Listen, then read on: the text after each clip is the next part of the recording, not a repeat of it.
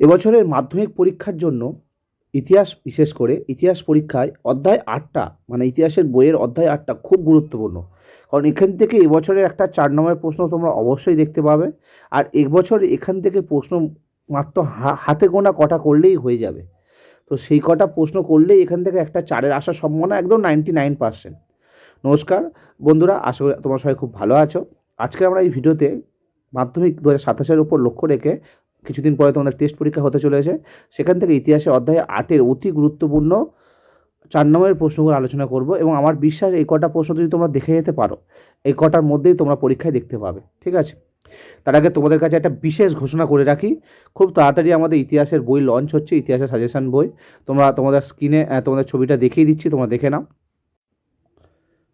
আশা করি তোমরা স্ক্রিনে বইটা দেখতে পাচ্ছ। তো এটা হলো আমাদের ইতিহাস সাজেশন বইয়ের সামনের কভার পেজটা, যেখানে ধনলক্ষ্মী প্রকাশনী, নতুন প্রকাশনী, যেটা সংস্থা খুব ভালো কাজ করে।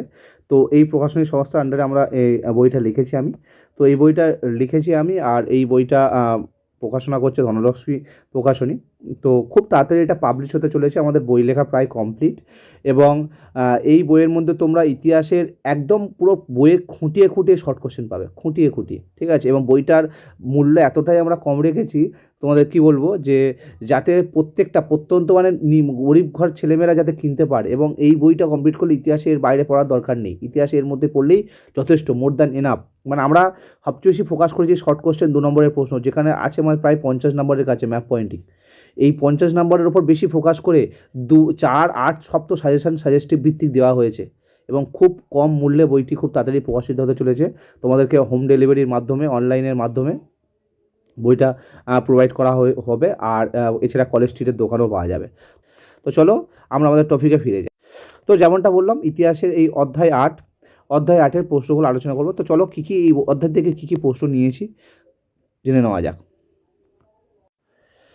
তো এই হলো আমাদের এই চ্যাপ্টারে অ্যাকচুয়ালি এই বইটার যে অরিজিনাল, যে ছাট করে এডিফাই করে আমরা বইয়ের মধ্যে সংশোধিত করেছি। যাই হোক, অধ্যায় 8-এ এমসিকিউ এগুলো, আমি এইগুলো আলোচনা করবো না, আমরা জাস্ট 4 নম্বরের প্রশ্ন আলোচনা করব। আর চলো, তো 4 নম্বরের প্রশ্নের মধ্যে প্রথম যেটা প্রশ্ন, যেটা অ্যাকচুয়ালি আমরা বইয়েতে আমরা 2-এর জন্য দিয়েছি, কারণ আমার মনে হয় এটা 2-এর জন্যই দেবে, আর দেওয়ার সম্ভাবনা খুব বেশি। প্রশ্নটা শুনলে তোমরাও নিজেরাই বলবে হ্যাঁ এই প্রশ্নটা খুব ইম্পর্টেন্ট। কারণ এবছর সরকার এর ওপর যা প্রেশার দিচ্ছে, মানে বর্তমান সরকারের কথা মাথায় রেখে এই প্রশ্নটা আমাদের রাখা হয়েছে। প্রশ্নটা চলো বলে দিচ্ছি। আচ্ছা,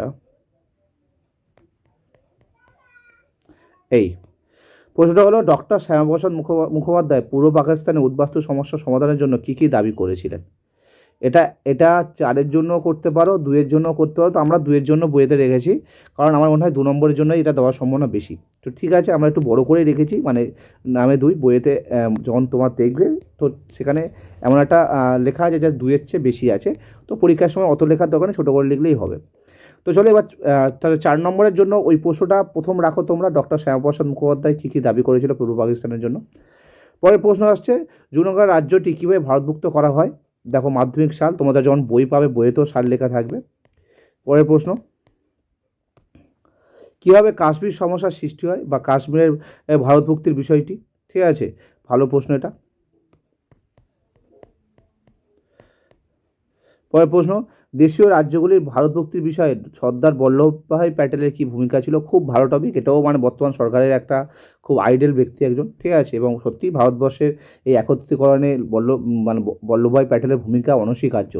তাই তাকে ভারতের লৌহ মানব বলা হয়। তো কেন বলা হয় সেটা নিয়ে ডিটেলস এখানে লেখা আছে। ওকে, পরের প্রশ্ন, স্বাধীনতার পর দেশীয় রাজ্যগুলো কীভাবে ভারতভুক্ত করা হয়? মানে ওই একই টপিক, বল্লভভাই প্যাটেল কিন্তু এটা প্রশ্নটা একটু আলাদাভাবে লেখা হয়েছে। এবার এখানে একটা কথা তোমাদেরকে বলে রাখি, ভিডিওটা ভালো করে প্রথম থেকে দেখছো আশা করি।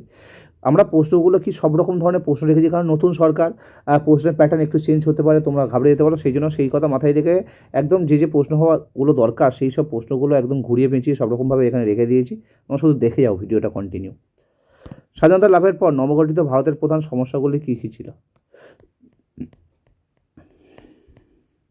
পরের প্রশ্ন, ভারত বিভাগ কি অনিবার্য ছিল? হায়দ্রাবাদ রাজ্যটি কীভাবে ভারতমুক্ত হয়েছিল?